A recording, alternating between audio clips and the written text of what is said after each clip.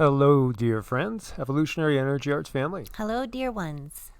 So we're going to have an upcoming video on the second house in astrology, but first we wanted to do another mantra video, and just to let you guys know perhaps a deeper understanding of Vedic thought and, well, some of the divine beings thereof, and also our own reality and consciousness as well.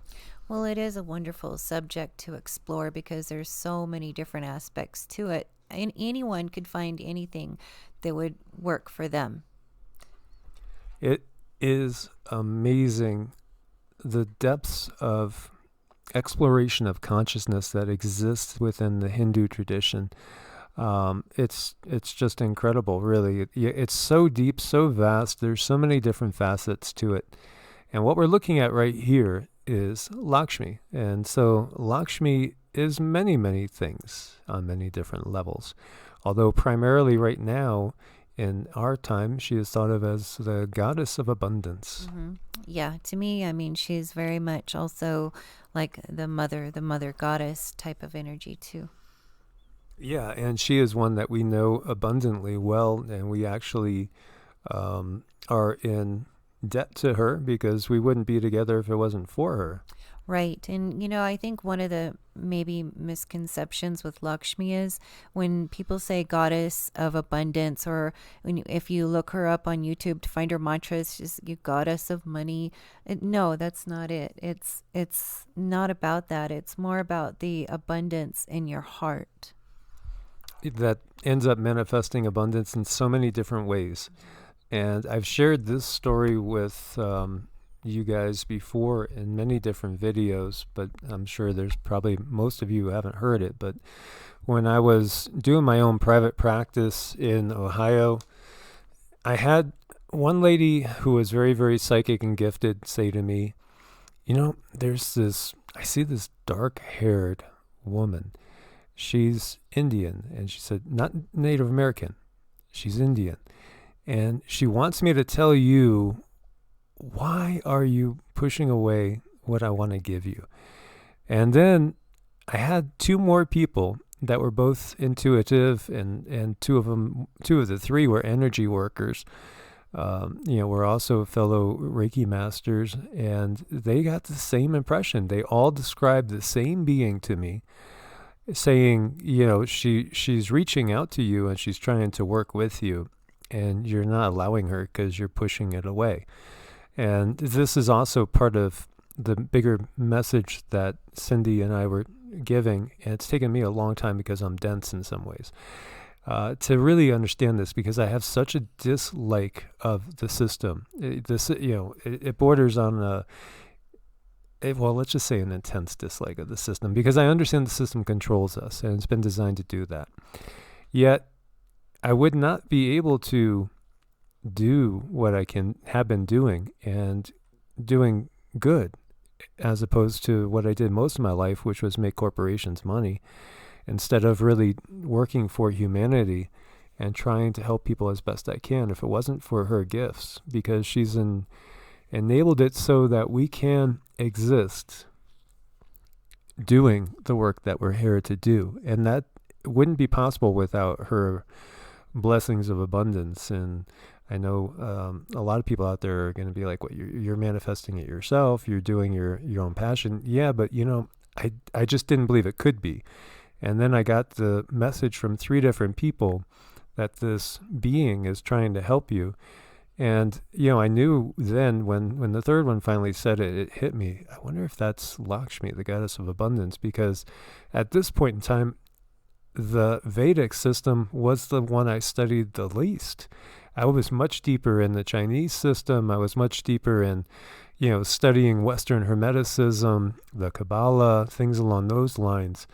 So this was one tradition that I hadn't explored that much, just really superficially. And, conversely, like the last almost 10 years now, that's been the one that I've studied the deepest now. And it's been also the one that's opened up my mind to the way the universe works to a much higher degree. Right. And I think it's also important to understand with Lakshmi being the goddess of abundance, when you do push away what she's trying to give you, it upsets her. She's trying to give you something. So if you could just sort of personify it and look like it as a human perspective, it's the same thing. If someone's trying to gift you something from their heart and you push it away, that's going to create resistance and hurt. Exactly. So she was trying to bless me with the ability to support myself doing my work, which my work has always been healing and teaching others. And so I got so busy, in my own private practice that I could barely keep up with it, even to the point where I was exhausted all the time because I was working so much, but I would never want to turn anybody away. And Cindy knows that's kind of the way I am. I just keep pushing forward. But it was her blessings and her coming to me. And incidentally, it was at about the same time that Cindy started to feel her presence, and she was being guided as well.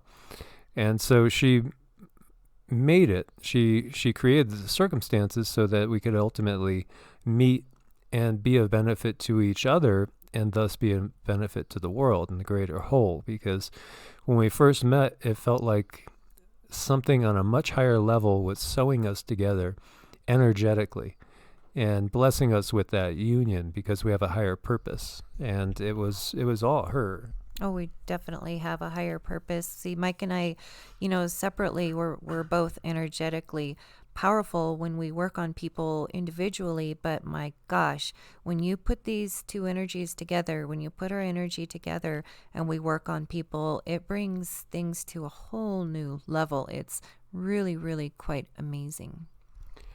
And so, I know for many people this would sound like crazy talk or what have you. How can you know?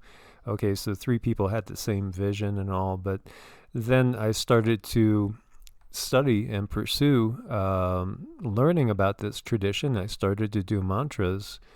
And after maybe a week of doing mantras on a daily basis, hundreds of repetitions, thousands, then I awoke to see a beautiful orb of light inside the room. And I was wide awake watching it. And it came back 4 times. And this, the orb was basically, it's the devas themselves. And so was visited by Ganesh and Lakshmi. And, it just showed me these beings are real because I was wide awake watching it. I actually reached out to touch it because it made me laugh and feel just such a happiness, a joy. And it moved just outside of my ability to touch it. But it imparted such a feeling of just love and beautiful divine compassion. And both Cindy and I have been touched by these energetic waves of energy that the only way you could describe them is kind of a divine bliss. Mm-hmm. Oh, yeah, it's very much a divine bliss. It's something that there's nothing on the planet that you could ingest to make you feel so good and so positive and so uplifted. And she also has a very motherly type of quality and a protective type of quality about her. And, energetically, these beings are all very, very positive. But what I think is fun as I channel them, I can feel their individual energies getting stronger and stronger for me to perceive, to channel. Exactly. And it's a case of gnosis. It's knowing because it's experienced. There's nothing theoretical about it when you have these experiences. And, she's appeared to many. And so Paramahamsa Yogananda was basically, even though he achieved a very high level of self-realization, still he was a devotee of the goddess. And the goddess energy is what has been destroyed in this planet. It's been so put underfoot by the system. And there's many reasons for that. As we have said, one, because if we're really in touch with the goddess energy, we couldn't destroy the planet. You would find it impossible for yourself to do it because it would be like hurting your own mother. And so, these beings that are really raping and pillaging the planet they can't have you attached and connected to this divine feminine principle. Also because, that's the principle that will allow one to turn the other cheek and to, take the higher ground and not always react in a warlike manner, but in a compassionate, loving manner. It's heart-centered. It's fourth chakra. And this is also the key to Christ consciousness, as we have talked about as well. So she is the bestower of many blessings, but divine peace and love is one of them. These beings reside on a very high plane of existence, and you said primarily you were getting that this is a sixth density. Right. They can function quite well on the sixth density, as far as, interacting with one another, things that they do, pastimes, getting to know each other, talking. There's, when I look up there, it's just a very divine, beautiful existence that they have, and they can manifest whatever they want rather quickly. There's a reflection between 6 and 3D. As above, so below. This is really where more of our higher selves really truly reside. This is really where our home is. And this is really above many of the quote-unquote heavens, and most definitely above the quote-unquote hells that we hear of, as most of those reside primarily on the astral plane, like in 4D. The lower 4D is not a pleasant place to be, and that's kind of why we are, as we go through this process of ascension, encountering more and more of these dark energies, because that's where they are. And most of them don't have the ability to get up outside of 4D. Some can make it up out of 4 into 5. But when we get up into the 6D plane of existence, it gets more and more benevolent as you go on up. And as we've shared before, like the archangels, they are incredible beings that can go, what they can achieve is mind-blowing as well. And they can jump from all these different densities around at will. They're very, very powerful beings. Now, these beings right here, like Lakshmi, is of such a divine, beautiful nature, but very, very human at the same time. It's not that they don't have their human side of things, their human emotions. Right. She does like her comforts. She does like to take good care of herself, but she's also very, very giving at the same time.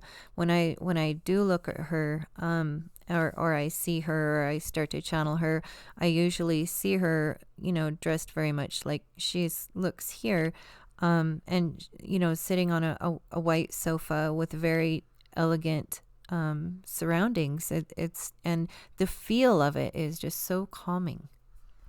It is. It's interesting too when we look at the different traditions. They do intertwine in many ways. So typically, Lakshmi is thought of as being the wife, basically, of Vishnu, who's also known as Narayana. But in some traditions, she's actually paired with Shiva, and then there's so many different ways to look at things as we have tried to explain about consciousness itself. And there you see Seshanaga behind them as the cobra, the 7 heads of the cobra, which represent in some ways the 7 chakras. And when the Kundalini is activated to the highest extent, I have felt it where it feels like I'm enveloped in a cobra coming over my head, because the crown chakra is so open, it merges with the third eye chakra, and it's incredible. And when Cindy can see that energy, and I'm channeling that energy, it's so expansive that it extends out of the walls of this room, which has a 20-foot ceiling, and it's basically a 20 by 20 square. And so my entire aura expands to that point. What's fascinating, too, is the whole concept of avatars as well. And now, Lakshmi is the bearer and bringer of abundance of all types. And Vishnu is the preserver. Vishnu, Narayana, is the preserving force of the universe. And so there's a lot of other interesting aspects to this as well. Now, probably the most famous incarnation of Vishnu is Krishna, which is again, 3100 BC, 3102, 3106, in that area is when they feel that he left this plane of existence. every time he incarnates, because he incarnates to help put humanity back on the right path, to help bring light into the world as we're battling the darkness. And by the way, when he left, that was the beginning of the Kali Yuga. Well, Radhe is his love, and Radhe is Lakshmi incarnated. So whenever Vishnu incarnates, she incarnates as well. And they are a pair that work together, a divine pair. And so Krishna is in many ways another embodiment of Christ consciousness, as Krishna was 3,000 years before Christ. And, Radhe, just the epitome of everything beautiful and divine feminine. Mm-hmm.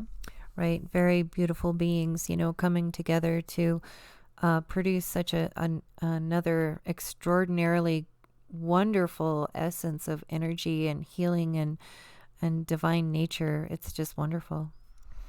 It is, and we'll always get people that are of a fundamentalist background that will call everything else demons, and it's just extreme ignorance, and it comes through not having that direct experience of what the energy of these beings truly is, and just really being in a left-brained sort of mind with no direct experience and having that fear-based indoctrination.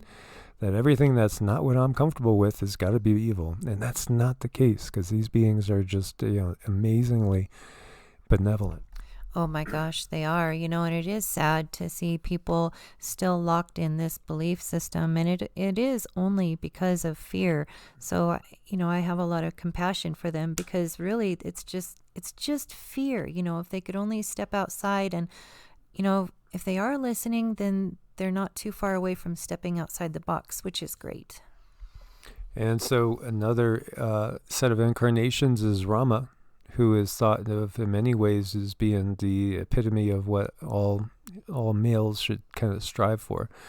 Extremely steadfast, honest, generous, giving, kind, but also fearless in doing his duty. And Sita, who is his love interest that was captured by a demon and taken away to Lanka. And a fascinating set of stories there as well. And this is another incarnation that happened perhaps around 5,000 BC, about 7,000 years ago or so. Interesting as well. And so this is Vishnu, Narayana, and this is Lakshmi incarnating again. And the interesting thing that Cindy has gotten is that she can see Lakshmi with Sita and with Radhe as if they're sisters, yet it's still the same entity, but they're separate at the same time. They are distinct entities. It's a fascinating thing to think of, but it's like giving birth to another version of yourself. Oh, it is. And these are things that you learn about that don't necessarily go along with the book. So that's why I think listening to your heart and channeling is really, really important, because, I didn't know this. I didn't think it was possible, but there it was. When I looked, I could see her with her, I perceive sisters. And yet it is her. And so this is also very much what we discover when we look into the Pomono shamanic system that is given to us in the book that I recommended for you, a lot of you guys. And I don't think there's any copies left out there, How the Universe Works. I don't think there's any copies out there, because there is what we would call an oversoul, which gives birth to these individual souls. Each one of them is a unique incarnation and a distinct being. And each being, in a sense, is eternal. And yet it's still part of the one greater whole. This is part of that mystery, the greatest mystery of all, that ultimately all is one. Yeah, and it's a beautiful thing, and it's okay to, roll these concepts around and look outside the box and discover whatever you can while you're here. So, this is just, it's amazing, and I want to share more with you. I've gone into such depth in my studies of all the different systems that exist. As we've talked about 30,000 different branches of Christianity out there. And there are probably an equal amount in the Vedic system as well, even though When you look at the scriptures that come out of the Hindu system, there's thousands, if not 10,000s, if not hundreds of thousands of more scriptures. It's just overwhelming. If you think that the Bible is big, the Bible is not big at all. The Bible is not even a chapter in the greater book of the exploration of consciousness that we've gotten from the people of the Indus Valley, which in my estimation, I feel it's the oldest. I feel it's older than the Sumerian civilization and the Egyptian. And I feel it translates back to Lemuria, kind of a direct knowledge given to us from Lemuria, where I feel like what we're looking at with the other systems is leftovers of the Atlantean system, which was a system that really fell in so many ways and opened the door to the dark energies in so many ways and the control of the dark energies. So I feel here we're getting much closer to understanding the true hidden knowledge of everything. And ultimately, all is one. So how can one individual be the same as three different ones? Well, it's all part of this exploration of consciousness, because ultimately everything is consciousness exploring just an infinite creation. When we recognize that, then we recognize that we are trapped in this, or apparently trapped in this, and not everybody's trapped in this. Many volunteer to come in here to open up the door so others can escape up into the higher realms and get a breath of fresh air and understand that, they could co-create their own reality. Yet the manifestation that we see on this planet has been one of darker entities that are really not as powerful as we are. Even though it appears that they're more powerful, they're not. And once we tap into the power that exists within us, we don't need any of their system. We don't need any of their ways, but it's just a matter of waking up the masses to this fact. Right. Once you discover that, wow, I can create my own surroundings, I can create everything around me and be in total control of that, which isn't always an easy task, but it's doable through persistency, consistency of a spiritual practice, then they no longer have you anymore. You're free. Exactly. And many will be free to get past this matrix and to go back up into the higher realms and experience the blissful realms and plan new journeys, new explorations, new things to discover about ourselves, because this is what this is. This is a journey of self-exploration. And so when we look at Rama and Krishna, we're supposed to take from them their example. And the same thing with Christ, the Christ consciousness. As Cindy has shared, Yeshua's energy is very distinct from Lakshmi's energy. They're both very, very distinct, and yet they're both very, very benevolent, and they're on the same team. And there's angels that are working with both of them. Right. And with us. Right. They're very individual. Just like when I'm working on someone, I feel their energy kind of comes into me, and I can feel that. These beings are the same way. When I channel Lakshmi or Yeshua, they both have a very distinct, different type of energy. It's just really, really interesting how we're not taught about these things growing up, because they don't want us to know we can do this. These are individual personalities. Yep. And this is a beautiful thing. Like, if I asked you to give to me a brief explanation of Krishna's energy. Krishna is a very kind of happy-go-lucky, can be very, maybe even mischievous, likes to play tricks, likes to party, likes to have a good time, always kind of on the up and up, trying to make other people happy too. And then if you were to describe Yeshua's energy in comparison. A little more serious, but more solid, still very loving, very caring, very concerned, but very steadfast, very stable. It's almost like Yeshua, I do feel his mission when he's standing. I feel he's on a mission. Mm-hmm. Yeah, so they do have distinct personalities, but then again, they're both of the light, and they're both trying to bring love and light and a higher vibrational consciousness to everybody on the planet. Well, yeah, there's a common goal. They just simply take different paths to reach it. Because they're individuals. Mm-hmm. And that's a beautiful thing. We don't have to be one size fits all. And that whole concept of basically having to be as serious as a monk in a cloister and solemn, and you can't enjoy everything or anything. That's not the case. After all, right? Christ turned water into wine for a purpose. That's right. He did. And so when you feel Lakshmi's energy, now what would you describe hers? Her energy, like my heart kind of jumps. She feels very light, very motherly, somewhat protective. And it kind of depends on my mood, really, to feel the reflection of her mood. Sometimes, like if I've gotten upset or have been upset, she will come and she'll hold me. It's like an auric hug, and it's just very motherly, very protective, very much saying, it's going to be okay. You're going to be okay. I got you. And we've also talked about Kuan Yin, and we've talked about Tara.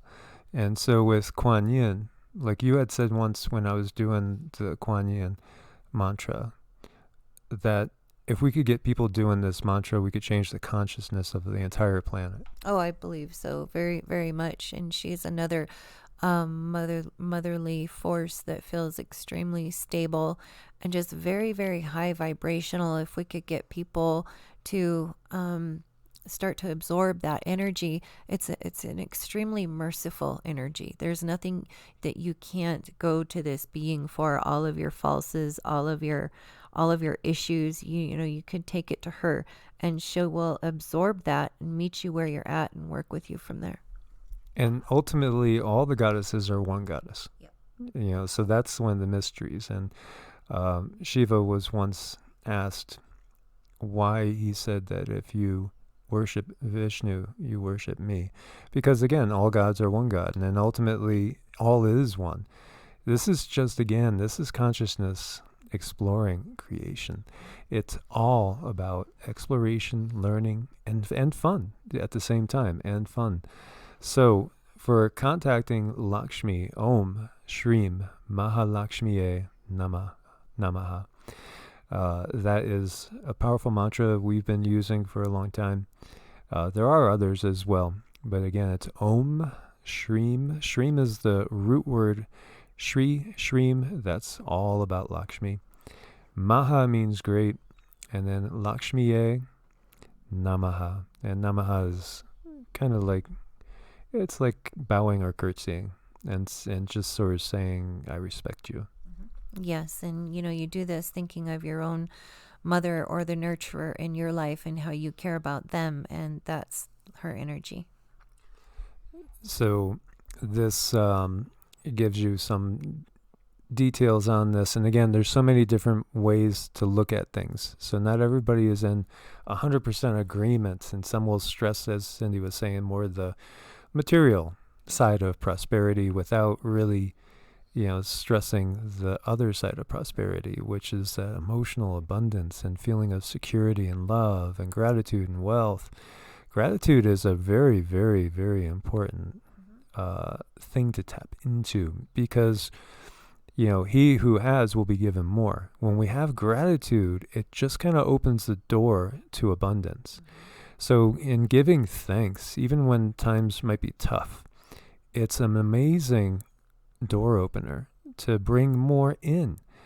And so she gives prosperity and willingness to share our emotional, spiritual, and material resources as well. And she's also, she can be related to Padma and Padme, as you guys might know, Om Mane Padme Hum, which is talking about the lotus. And of course, she's visualized many times sitting on a lotus again. So is Kuan Yin, and so is Tara. And there's a reason, because the lotuses are, again, they're references to the chakras. And the chakras are the key. When our chakras are open, then we can have that communication with the higher divine realms.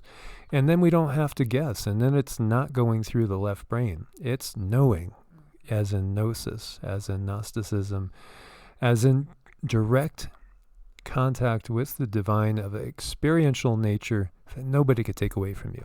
Oh, no, they definitely can't. It's a knowing that because you feel it in your own body, yet it's a different feeling. It's really quite interesting. So thank you guys for sharing this time with us. Thank you for being part of this family. Make sure you're subscribed and have the bell clicked.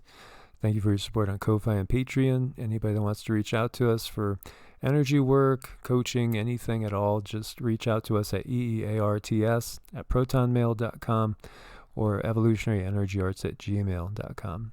And as always, may you guys be blessed with abundant peace, love, and happiness. And Cindy's going to give us a little bit of a clearing ding here.